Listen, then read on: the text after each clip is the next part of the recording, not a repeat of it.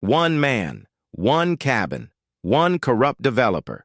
What started as a bogus lawsuit turned into a legal war that uncovered $2.3 million in fraud, forged documents, and a 60-year-old plan to save an entire valley.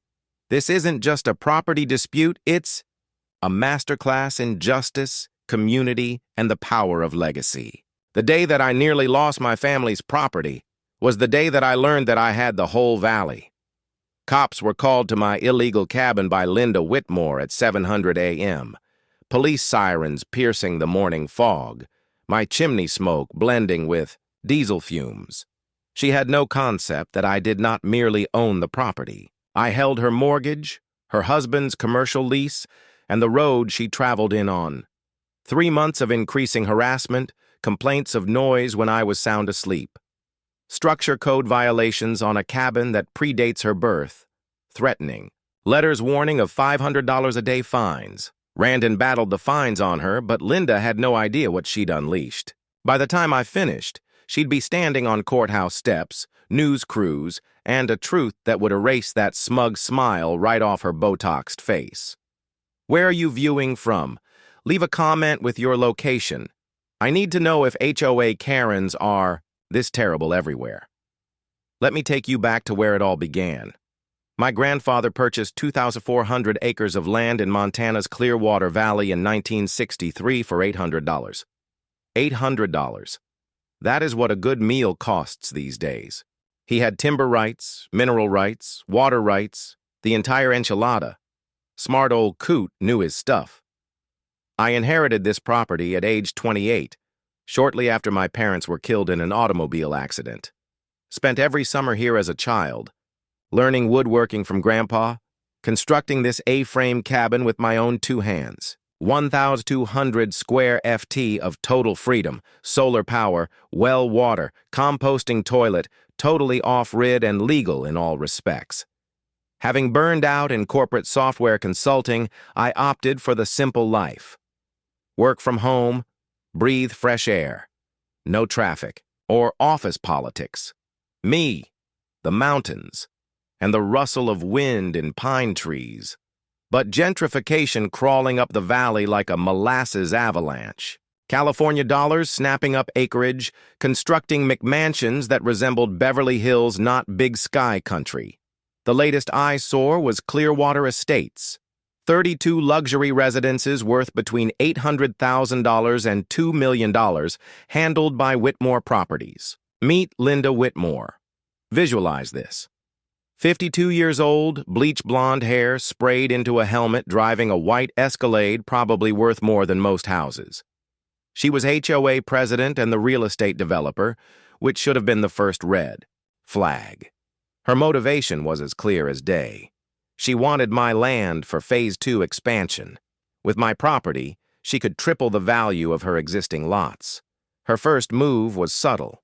A certified letter stating my cabin breached neighborhood codes and charging me $500 per day in penalties. The letter was on paper so smooth and costly it glided between my hands, an extreme contrast to the honest, rough hew-kneed logs that made up my cabin walls. When she arrived at my doorstep for the initial inspection, I will never forget the pace of her stiletto heels drumming on my wooden porch boards like a woodpecker with a bad temper. Her cologne so overbearing it blended with the pine sap aroma and stung my eyes. She stood with her spotless manicure, gazing at my work list hands like they were something she'd scrape off her boot. "This design is totally unacceptable to our community standards," she declared, pointing a manicured finger at my cabin. "Ma'am," I replied, trying to keep my tone even, "this cabin was constructed in 1995. Your community wasn't founded until 2018. Her research must have agreed with what I already knew. My property technically wasn't in her HOA. Grandpa's deed was 40 years older than hers. So, Linda changed tactics. If she couldn't play by HOA regulations, she'd catch any infraction to compel a sale. Building codes, health department, fire marshal. She was going to try everything against me until something stuck. The scent of her cigarettes from her idling Escalade blended with the pine-scented mountain air as she stood on my porch scheming my demise. She had no notion that each threat, Each complaint, each legal move was only digging her hole deeper. "You can't fight progress," she smiled falsely. "Real estate agents perfect in the mirror.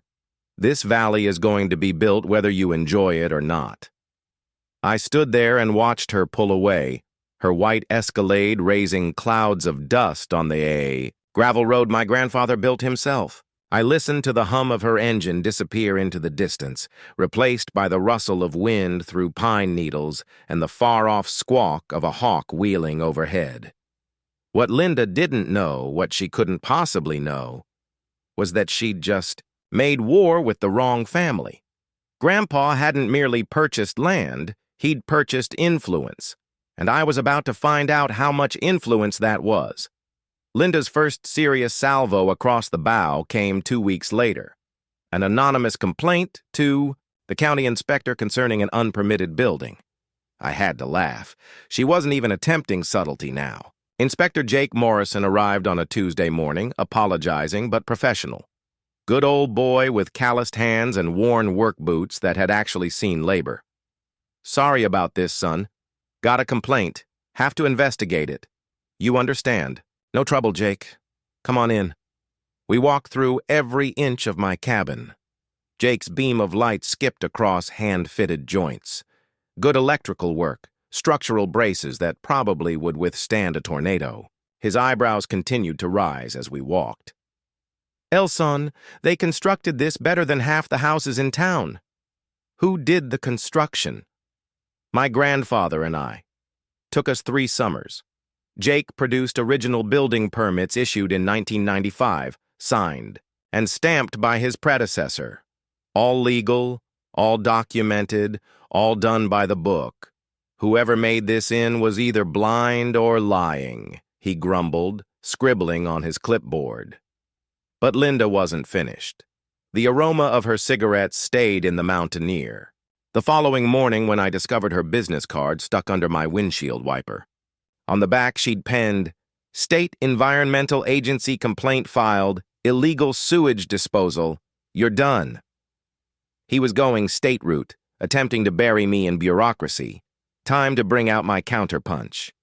I called my college friend Marcus, who had traded his environmental science degree for a law degree and now handled precisely this sort of harassment. "Bring in a professional septic inspector," he counseled. "Document everything, and I mean everything." The septic inspection happened at 6 a.m. sharp. The rumble of the pump truck echoing across the valley probably woke every neighbor within 5 miles. But it was worth it. Professional analysis proved my system was cleaner than most municipal plants. The inspector, a weathered guy named Bob, who'd been doing this for 30 years, whistled appreciatively. "Son, I've seen million-dollar homes with systems half as good as yours. Whoever complained about this doesn't know about, if you'll pardon the expression. But here's where it got interesting. Bob mentioned something that made my morning coffee taste a whole lot better. Funny thing is, we got another call this week about gray water discharge into Clearwater Creek, traced it back to that new development up the road, Whitmore Properties. I think while Linda was attacking my perfectly legal septic system, her own development was dumping contaminated water into the creek. The irony was so thick you could cut it with a chainsaw. Linda's harassment campaign had just exposed her own environmental violations. Marcus nearly choked on his coffee when I called him with the news. Here's something most people don't know. If your septic system was installed before 1990, you're grandfathered in under most state regulations, Marcus explained. Linda was about to learn that lesson the hard way. Jake Morrison stopped by later that week ostensibly to deliver the official inspection report. Clean bill of health system exceeds all requirements. But he lingered on my porch, accepting a cup of coffee and sharing what was really on his mind. 23 years I've been doing this job, he said. The pine-scented breeze carrying his words across the valley. Seen a lot of developers come and go, but I've never seen someone file this many bogus complaints in such a short time. You're the 3rd property owner she's targeted this month. That's when I realized this wasn't just about my cabin. This was about keeping corporate greed from destroying the last wild place my family had protected. Linda wasn't just trying to steal my land. She was trying to erase everything my grandfather had built. The sound of chainsaws echoed across the valley as I cut deadfall for winter firewood. A deliberate show of defiance. Each swing of the axe felt like a promise to Grandpa that I wouldn't let his legacy be turned into another strip mall. But this was just round one. Linda's environmental complaint had backfired spectacularly, but I could already see her white Escalade parked at various county offices around town. She was planning her next move, and I had a feeling it was going to be bigger than building codes and septic systems. The evening air carried the scent of sawdust and engine oil from my work, mixed with the eternal smell of pine trees and mountain air. Somewhere in town, Linda was probably on the phone with lawyers planning her next assault. What she didn't know was that every attack just gave me more evidence of her pattern of harassment. I was starting to build a case that would make her previous schemes look like amateur hour. Linda's next salvo came through the fire marshal. Apparently, my dangerous wood stove installation was now a threat to public safety. The woman had more angles than a geometry textbook. Fire Marshal Betty Chen arrived with a full inspection team, clipboards ready, looking like they were expecting to find a meth lab instead of a wood stove. Betty was all business. Former military by the look of her posture and not easily impressed by anyone's "show me what you've got," she said simply. What I had was showcase quality work. Copper pipes gleaming like new pennies, proper clearances that exceeded code by 6 in, top-grade materials that cost more than Linda probably spent on her monthly Botox. Betty's team photographed everything. Measured clearances? Tested airflow? Mind if we use these photos for training materials? Betty asked. This is textbook installation. Better than most professional jobs I see. But Linda wasn't done escalating. She'd filed a complaint with the State Department of Natural Resources claiming I was running a commercial timber harvesting operation without permits. The absurdity would have been hilarious if it wasn't so malicious. I cut deadfall for personal. Firewood. Completely legal, like picking up sticks in your backyard. DNR agent Tom Rodriguez had to drive 2 hours from Helena just to explain to Linda that landowners can manage their own forests. Ma'am, this is the 5th time you've called this month, Tom confided during his inspection. He was clearly annoyed, his patience wearing thinner than tissue paper. Mr. Johnson here is within his rights. In fact, removing deadfall actually improves forest health. While Linda was wasting state resources on bogus complaints, I started digging into her business practices. What I found made my morning coffee taste like victory. Whitmore Properties LLC had some interesting financial arrangements. Linda was claiming development consultation fees from buyers while never mentioning her dual role as HOA president. Classic conflict of interest, potentially fraudulent. She was double-dipping, getting paid to sell lots and then getting paid again to consult on development restrictions. Most people don't realize that HOA board members have to disclose financial interests in any deals involving the community, my lawyer friend Marcus explained when I called him with my findings. Linda was about to learn why those rules exist. That's when the community started rallying around me. Old Pete, a retired logger who lived downstream, confirmed that Linda had been pressuring him to sell. Offered me half what my land's worth, then threatened eminent domain when I said no, he growled, his weathered hands clenched around a coffee mug at Maria's diner. Maria Santos, who owned the local diner and had fed 3 generations of Valley residents, shared her own Linda horror stories. The bitter taste of her strong coffee matched the bitter taste Linda was leaving in everyone's mouth. She's been spreading rumors about health code violations at my place. 30 years in business, never had a single complaint until she showed up. David Kim was the real surprise, new resident who'd bought into Linda's development thinking he was getting a deal. Turns out he'd been overcharged by $50,000 for his lot, with Linda pocketing the difference through her consultation fees.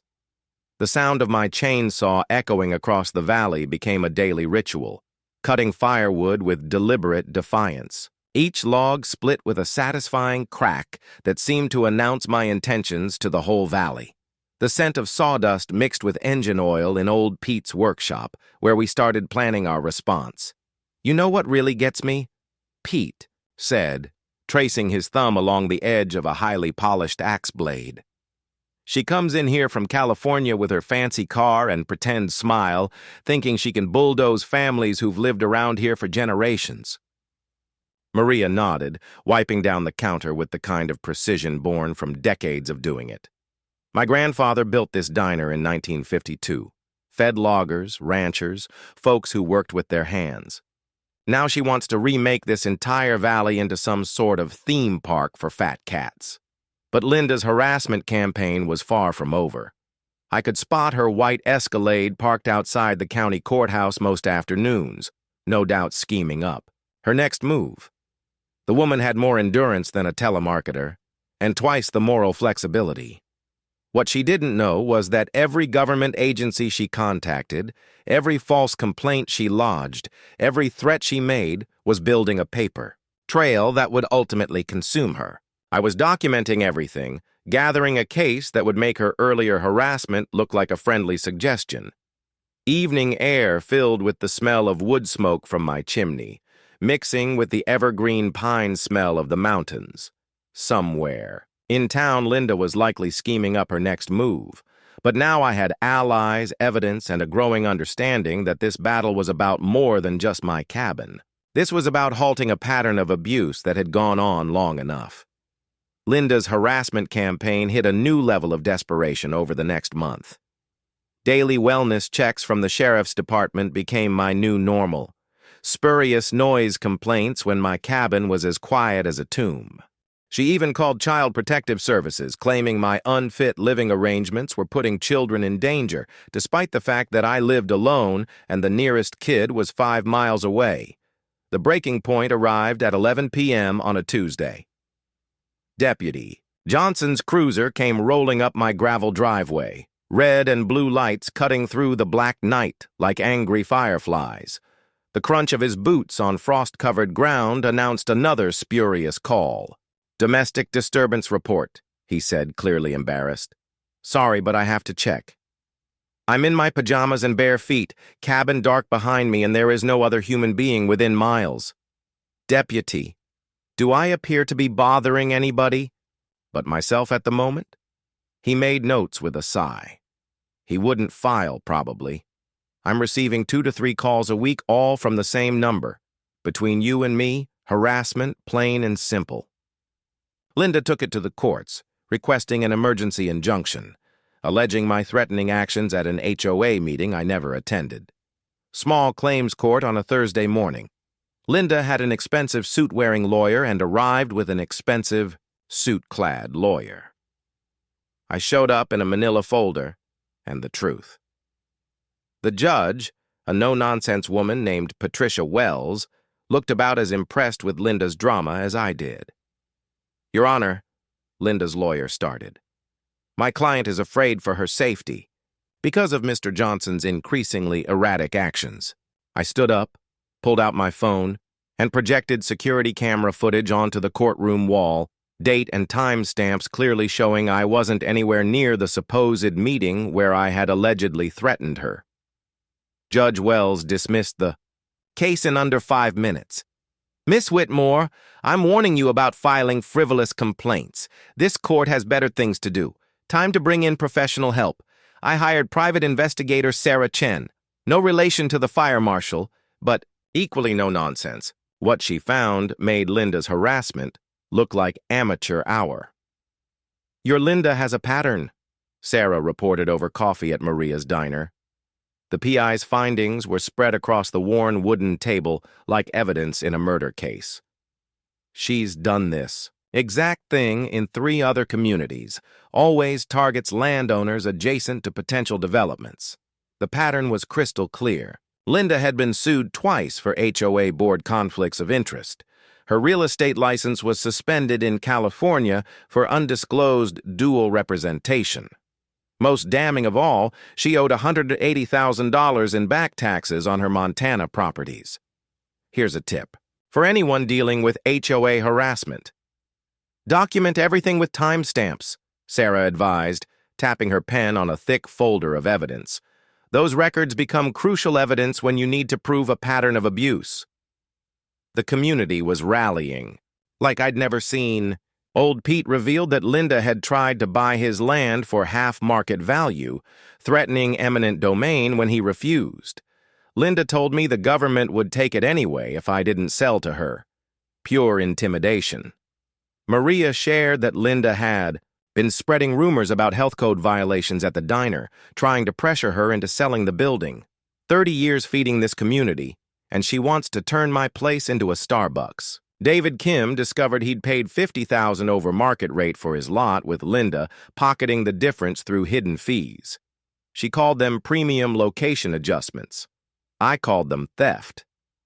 The sound of gravel crunching under tires became Linda's calling card. Every time another sheriff's cruiser rolled up for another bogus call, I'd document the time, take photos, record conversations. My evidence folder was getting thicker than a phone book. Linda's smug expression in the courthouse hallway after her failed injunction attempt was captured perfectly on the security cameras. That look of entitled confidence would be wiped away soon enough. I found myself leaning against the rough bark of the old pine tree behind my cabin during strategy calls, the texture grounding me while I planned my next moves. The tree had weathered storms for decades, just like my family's hold on this land would weather Linda's assault. But Linda wasn't done. Her financial desperation was making her bolder, more reckless. The woman was doubling down on a losing hand, and I could practically smell the fierce sweat through her expensive perfume during our chance encounters at the post office.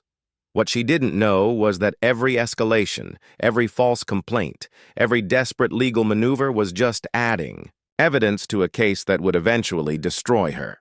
I was playing the long game, and Linda was too panicked to see the trap closing around her. The evening air carried the scent of pine needles and wood smoke, peaceful sounds of wind through the trees replacing the chaos of Linda's harassment. But I knew this was just a calm before the storm, because I was about to discover something that would change everything. The game-changing discovery came while I was researching county records for my defense against Linda's latest bogus lawsuit. Sometimes the universe has a sense of humor. I was looking for ammunition to defend myself and instead found a nuclear weapon. Buried in the maze of county filing systems, I stumbled across something massive. Linda's development company had taken out a $2,300,000 cent construction loan in 2019, standard stuff for a developer. But the collateral wasn't just her own land. It was a complex web that included future development rights across the entire valley. That's when I started digging deeper. My grandfather hadn't just owned his 2,400 acres. The old records revealed something that made my coffee cup freeze halfway to my lips. He owned the mineral rights under most of the valley, including Linda's entire development. But that wasn't the shocking part. The shocking part was what else I found. Grandpa held first mortgage position on 3 key properties that Linda had been using as leverage for her construction loan. Properties she claimed to own free and clear when applying for financing. How had this been hidden for so long? Grandpa's estate was complex, managed by an old-school attorney who died in 2018.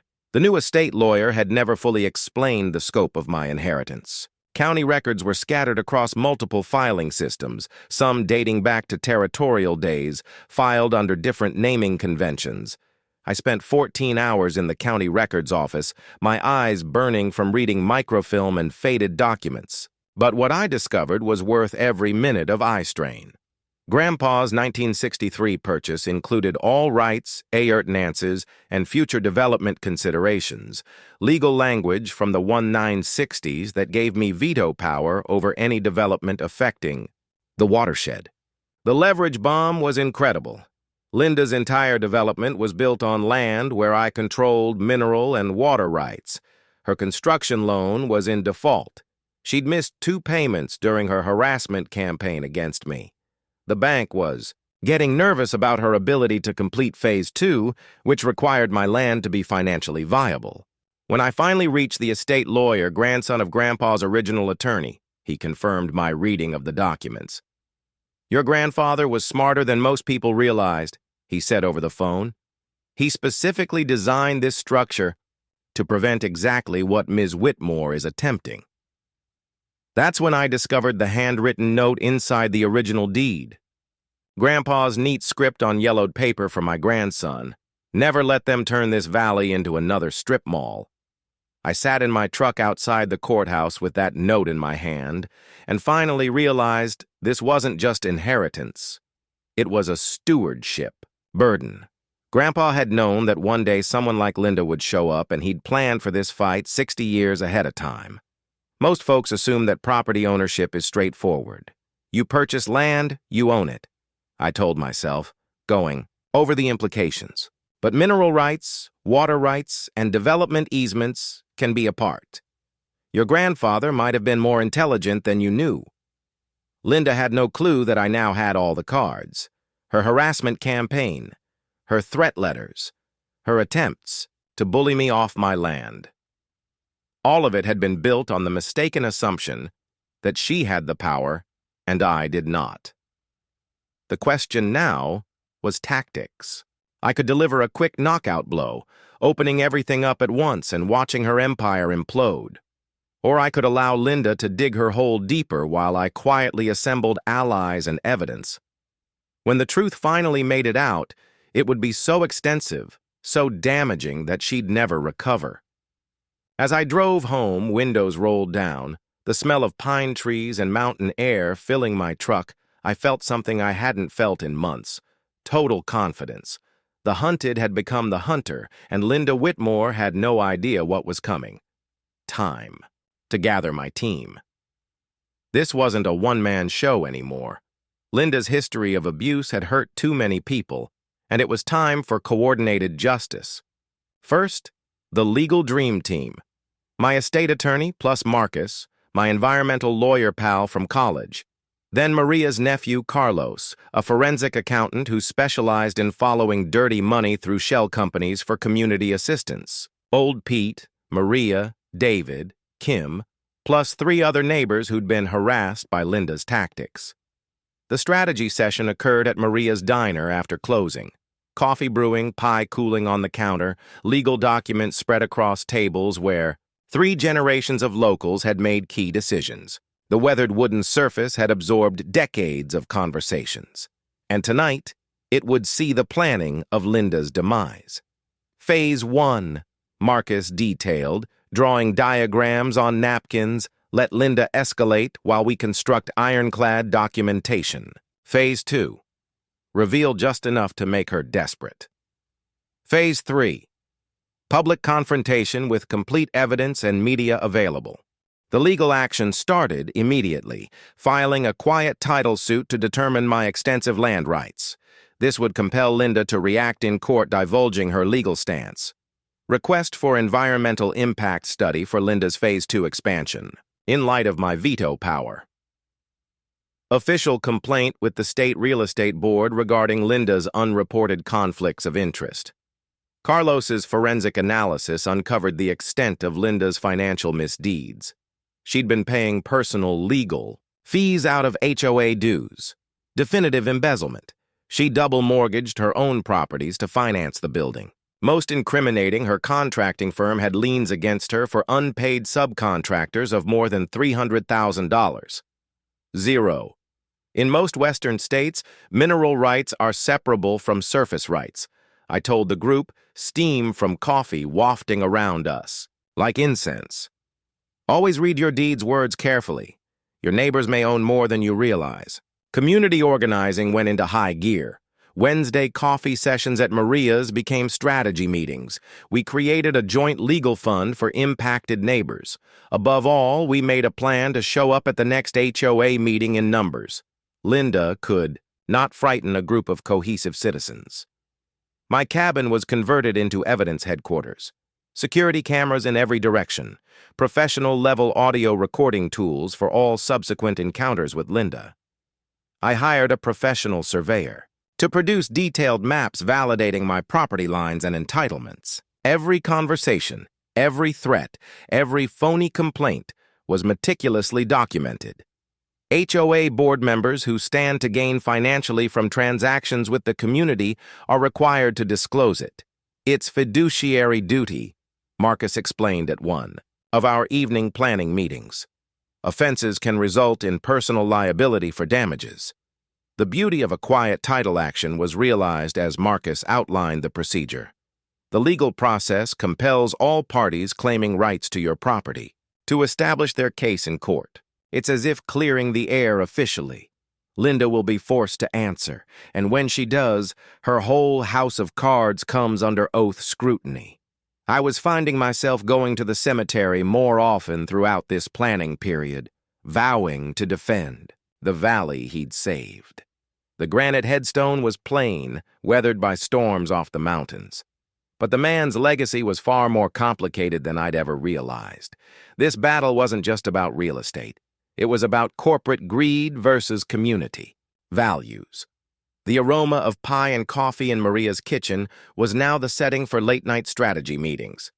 The scratching of pens on legal pads, the shuffling of papers, the steadfast determination of people who had been pushed too hard and were now pushing back.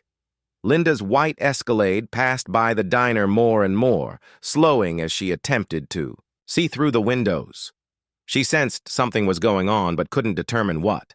Her growing, frantic behavior, calling county officials on a daily basis, appearing at city council meetings to holler about troublemakers, just filled out our evidence file. The plot for the climax was simple in its elegance. Linda's annual HOA meeting was obligatory to all residents, the ideal location for a public revelation with witnesses and media presence.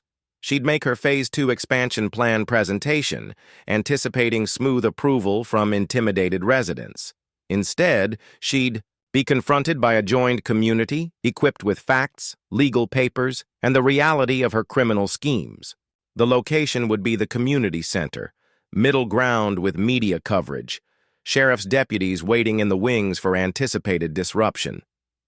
Sitting on my cabin porch that night, watching the sun set behind the valley Linda wished to eradicate, I felt something I had not felt since this entire nightmare started: anticipation. The pursued became the pursuer. The bait was laid, and Linda Whitmore was about to walk right into it. The evening breeze held the timeless aroma of pine trees, but beneath it, something else. A scent of justice in the making. Linda's desperation reached new limits as her economic life began to crumble. Anonymous Craigslist postings began to pop up, offering my vacant cabin for rent at $500 a month.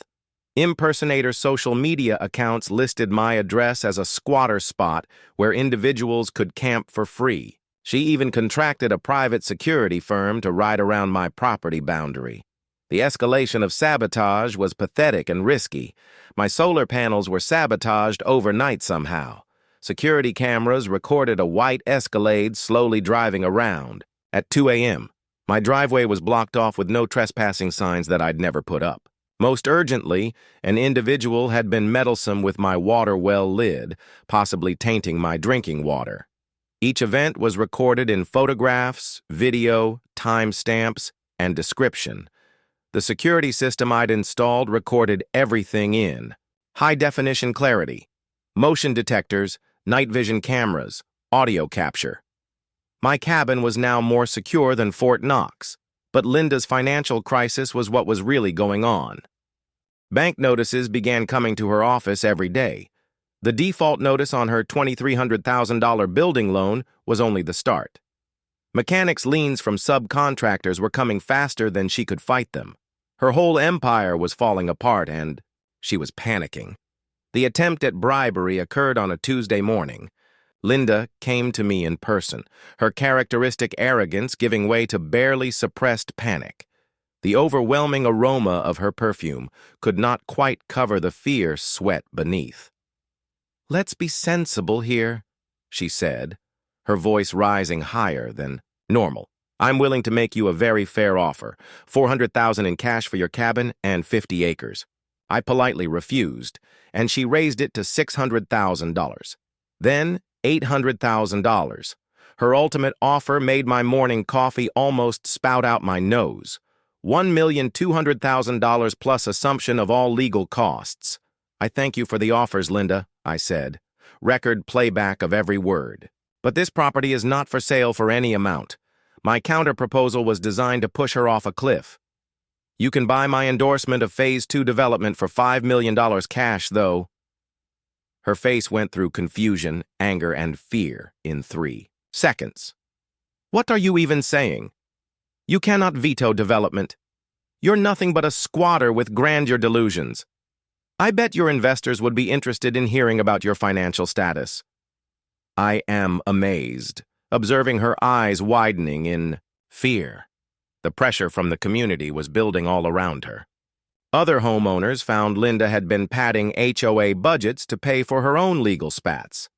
David Kim uncovered more deed restrictions Linda had never told him when he purchased his lot. Old Pete's taxes had suddenly skyrocketed after he turned down her lowball bids. Blatant retaliation with her county contacts. Linda's spin campaign got more and more out of control. Facebook rants about fearful squatters putting kids in the neighborhood in danger. Next-door complaints about unsanitary conditions which somehow put property values 3 miles away at risk. Anonymous letters to our local paper regarding environmental dangers from my perfectly legal off-grid situation. My counterintelligence campaign was thorough. Sarah Chen, my PI, tracked all the anonymous complaints back to Linda's devices using IP addresses and metadata. The environmental attorney performed surprise water quality testing, which established my land had the purest water in the valley. Social media proof revealed Linda's network of imposter accounts and organized harassment campaigns. But the most gratifying aspect was to see her lose control of the story. I'd covertly notified the bank of Linda's harassment campaign on the collateral of my loan, my land, which she required for Phase 2 viability. Linda's creek contamination was formally complained about by the environmental lawyer. Her dual representation, violations were investigated by the State Real Estate Board. The cracking of tree branches rang out over Linda's hired security team, accidentally damaging my property while patrolling in the valley. The acrid smell of broken solar panel electronics blended with pine resin as I walked through the sabotage. Each attack only contributed to the file of evidence that would ultimately kill her. Linda's growing more gaunt look in our clashes revealed it all. Designer attire that resembled slept-in clothes, makeup done by a trembling hand, the white Escalade that now sported a dent on the front bumper from her more and more reckless driving. When someone's threatening you over property rights, always make sure they have motivation, I explained to Maria in one of our brainstorming sessions. Desperation leads people to do stupid things that create evidence trails. The air in the evening was filled with the smell of chimney smoke, a conscious signal that I was not leaving anywhere no matter what her increasing attacks were. Linda was somewhere in town, most likely on the phone calling lawyers and attempting to discover some legal avenue that didn't even exist. What she wasn't aware of was that each threat, each attempt at bribery, each piece of sabotage was merely fueling a fire that would eventually engulf her entire operation. The trap was almost ready to spring. Linda's last desperate throw of the dice was a tour de force of deceit and dumbness. The phony document stating my grandfather had sold development rights in 1987 to 24 years from his initial purchase. A phony environmental impact report stating my septic system was polluting groundwater in 3 counties. And the pièce de résistance, a would-be restraining order stating I'd threatened her with harm during a brawl that never occurred. The forgery fell apart quicker than a tacky sweater. My attorney specializing in estates looked at the purported signature and burst out laughing. This is nothing remotely resembling your grandfather's writing. The person responsible for that has never looked at his real signature. The notary seal was even more absurd. Dated from a notary who passed away in 1985, 2 years prior to the document being supposedly signed. Expert paper dating analysis proved what we already suspected. The documents had recently been made with artificially aged paper. Linda had literally attempted to forge history. Her EC crime was just as shoddy. The impact study had water quality. Information from the Bitterroot Valley 200 meters away. Other watershed, other geology, other everything. In the meantime, professional lab analysis demonstrated my water was purer than the municipal water supply in 3 nearby towns. The hearing on the restraining order was when Linda's desperation was at its height. She had a professional witness, who testified he witnessed me threatening her, a fellow who'd never even seen me in his life and couldn't identify me in a 2-person lineup. I just produced security tape with no physical contact between Linda and me for 6 straight weeks. The judge, obviously irritated at the unnecessary use of court time, discharged the case and required Linda to pay my attorney's fees. "Miss Whitmore," said Judge Wells, her tone speaking the weight of a woman who'd witnessed all the rip-offs in the book. "This is your last warning regarding frivolous lawsuits. The next time there will be penalties." But the ultimate win was seeing Linda's smear campaign spectacularly backfire. The local paper investigated her accusations and found her history of false accusations against several property owners. Environmental activists mobilized behind my conservation campaigns, interpreting Linda's harassment as an assault on rural property rights. Social media went against her as proof of her fraud ran around. Screenshots of her bogus environmental study went around complete with scathing remarks from real scientists. Her bogus social media profiles were uncovered and suspended. Even her allies in the development began to distance themselves. And Linda's financial meltdown gathered momentum like an avalanche. The bank called in her construction loan on the spot after finding her phony collateral documents. The IRS levied liens against her properties for $180,000. 0 cents of back taxes. Her real estate license was officially suspended pending criminal inquiry. My preparation for the showdown was meticulous and thorough. Documentary filmmaker Ashley Kim, David's sister, came from Seattle to capture the final confrontation. Marcus crafted a list of Linda's environmental infractions that was a veritable criminal indictment. The neighborhood mobilized to show up at the HOA meeting in numbers. Old Pete brought his Vietnam War buddy friends, guys who fought corporate, land theft, and government abuse their whole lives. "Seen this playbook before," Pete remarked, his calloused hands rock steady. "Developers invade, attempt to bully locals, appropriate land via legal acrobatics. Time someone stood up to them. Maria arranged for catering at the community meeting, maximizing attendance. Food unites people," she explained, the aroma of freshly brewed coffee and homemade pie wafting through her kitchen.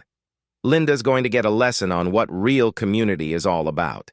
David Kim worked with other development residents who were overcharged, working on a class action suit that would recover their losses and do in Linda's remaining reputation. Linda's desperate last chances increased. She attempted to call off the HOA annual meeting, illegal according to state law. She attempted to disallow me a vote despite my mineral rights entitling me to legal standing. She even rented a crowd of phony supporters to fill the room.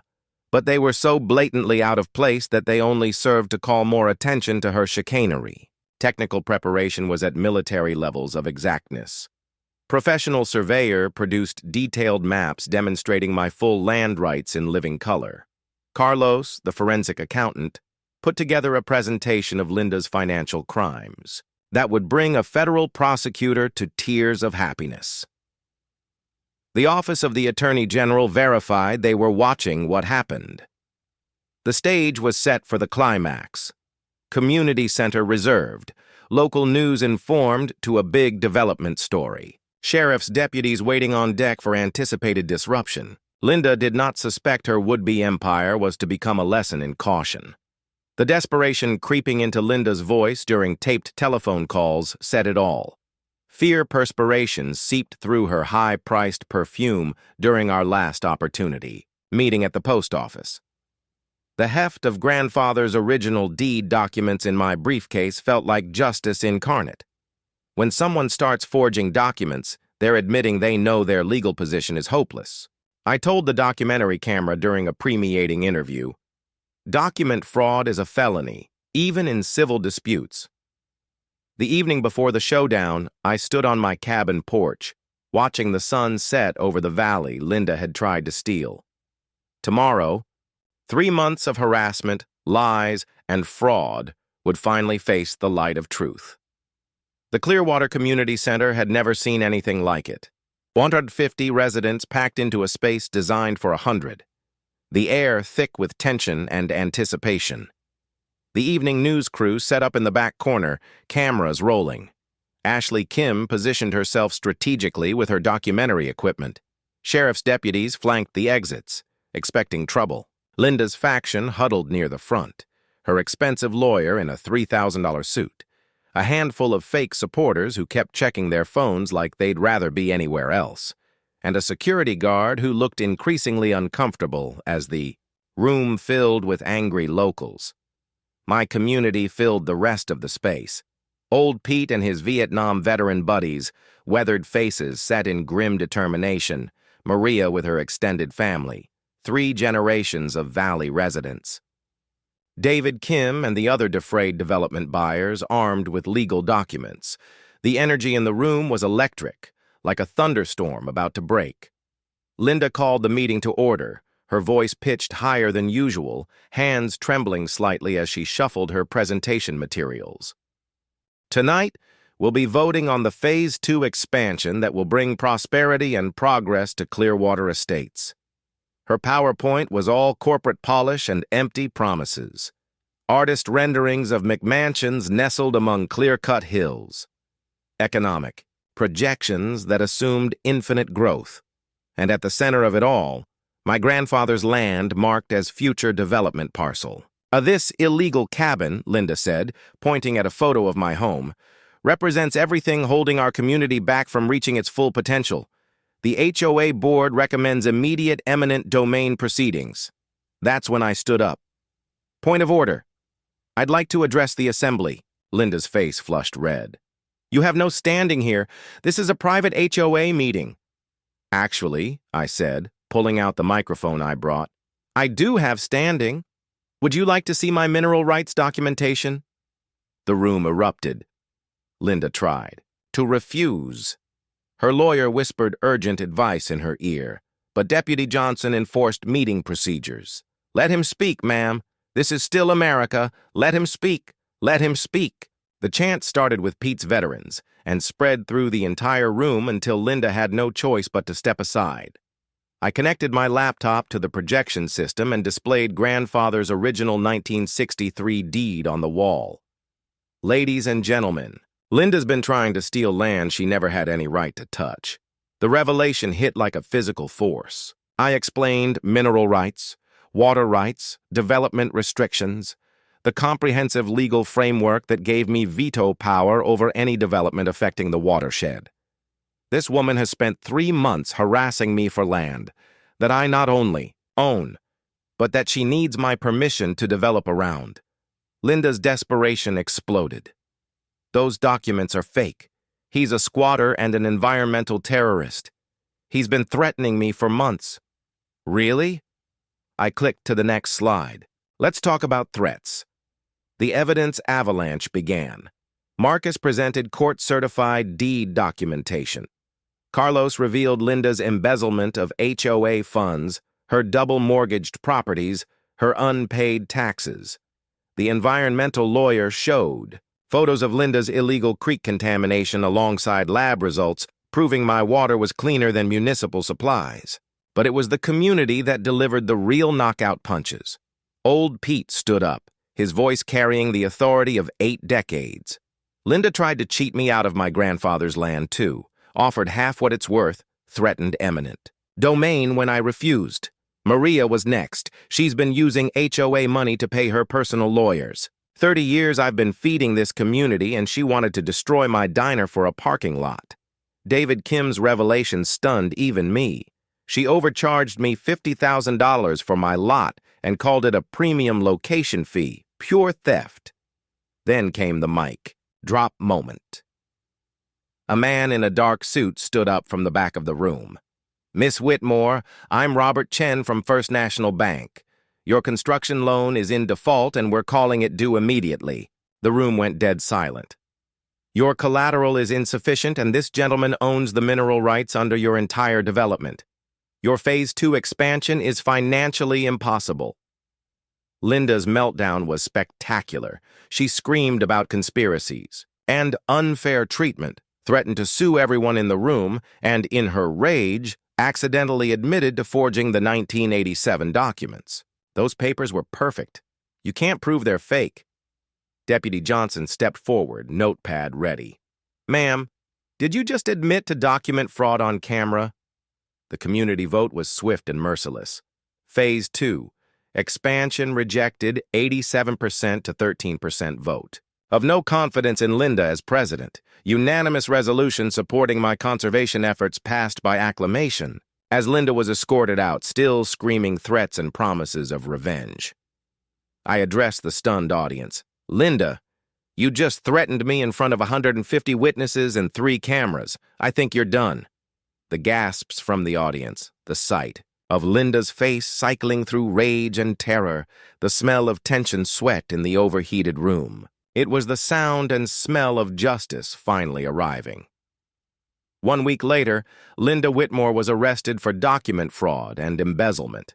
The sight of her in handcuffs on the evening news felt like the final chapter of a story that had consumed my life for 3 months. Her properties entered foreclosure proceedings. Her real estate license was permanently revoked. The woman who tried to steal my family's legacy was facing 5 to 10 years in federal prison. The legal resolution came swiftly. My quiet title action confirmed comprehensive land rights across the entire valley. Environmental violations resulted in a $500,000 cent fine against Linda's company, money that would fund watershed restoration for decades. The HOA dissolved Linda's development company contract and elected new leadership with Maria as president. But the real transformation was personal. I'd planned to live in the valley part-time, keeping 1 foot in the corporate world. Instead, I decided to stay permanently. This place wasn't just my inheritance anymore. It was my calling.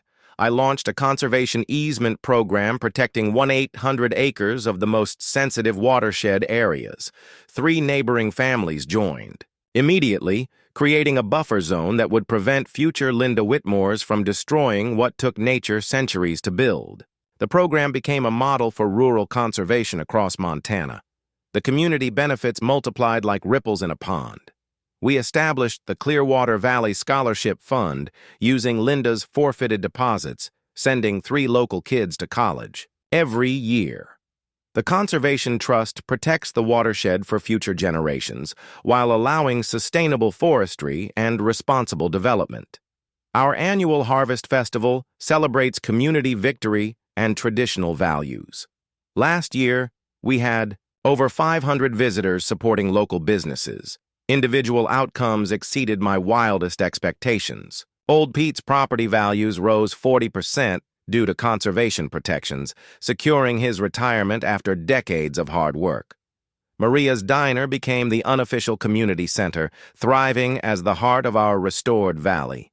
David Kim not only recouped his overcharges through the class action lawsuit, but became one of my closest friends and the conservation program's volunteer coordinator.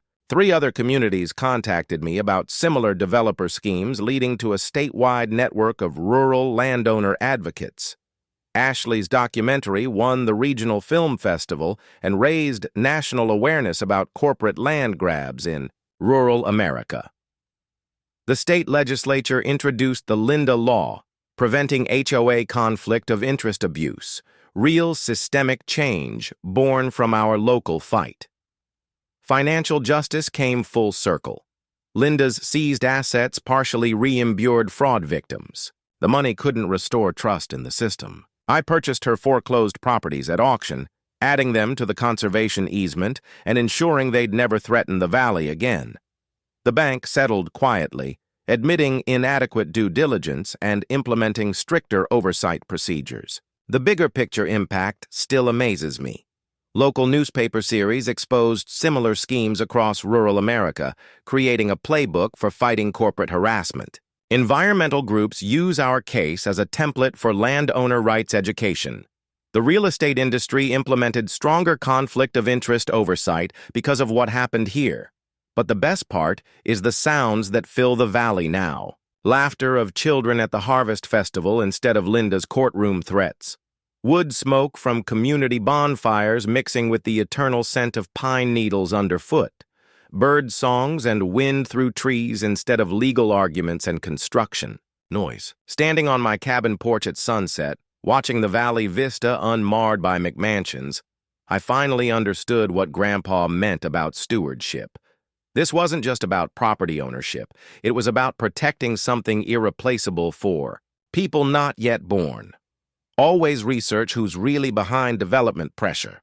Financial desperation drives most harassment, I tell people who contact me for advice. Mineral rights are often more valuable than surface rights. Check your family's old deeds. And remember, HOA board members must disclose conflicts of interest. It's the law in most states, even if they pretend it isn't. But Linda's arrest revealed she was small fish in a bigger pond. Her investigation led to a network of corrupt developers across 3 states. Next week, I'm telling you about how this network tried to steal an entire mountain range and how we stopped them. Drop a comment with your worst HOA or property dispute story. I read every single one and respond when I can. Hit that subscribe button if you want to see more stories about standing up to corrupt authority, and join our Facebook group, Landowner Rights Warriors, for legal resources and support. Because together, we're stronger than any corporate bully. Grandpa, I kept my promise. The valley's safe.